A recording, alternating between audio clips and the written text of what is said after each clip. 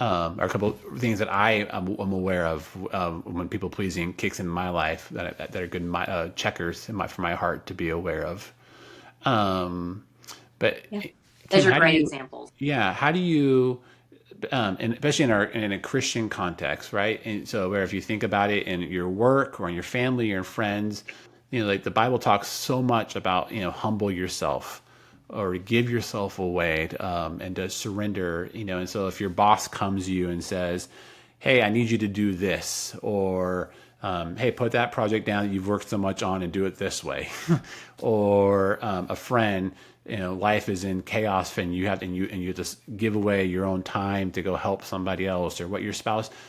Sometimes like people pleasing can feel like almost this biblical honor of like, wow, look how much I'm sacrificing, or look how much I'm giving away.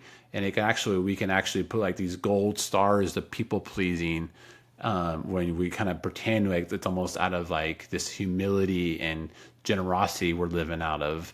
But how would you compare or contrast, or the difference between that tension maybe Christians might feel between people pleasing and actually following God and humility and generosity and sacrificial living? What's the difference there? Yeah, so I'm currently in seminary getting my biblical counseling degree. And this is a great example. One of my professors said, you got to remember, if y'all of you are like, if some of you are gold star students, you're going to come into here and feel like the only way to honor God is to make straight A's in everything you do. But you have to recognize that God called you to more than just being a student. You're a spouse, you're a parent, you have jobs, whatever. And so it's realizing that, like, my identity was not just in being a student, it's to all of these things. God called me to multiple roles. And so it's in the balance that we honor God, right? It's remembering that God is didn't just put me on here for this one thing. So it's an identity piece. So his point was that you can make C's in seminary and still honor God.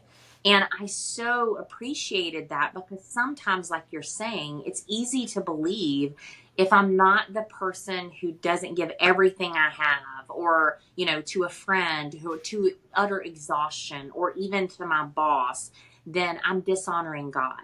But yes, we are supposed to go into our workplace and honor God by being a wonderful employee. But it is finding that balance, and that balance is easy to find when we recognize that is a role that is put there before us to walk in, not my identity. Because when you put your identity there, that's where your people pleasing worth comes in, right? And so that's a place to say, I'm here to work, I'm here to give my best effort, but it doesn't mean that I'm a failure if I don't do well here. I want to seek to honor God in the way that He placed me here, but asking God to lead that.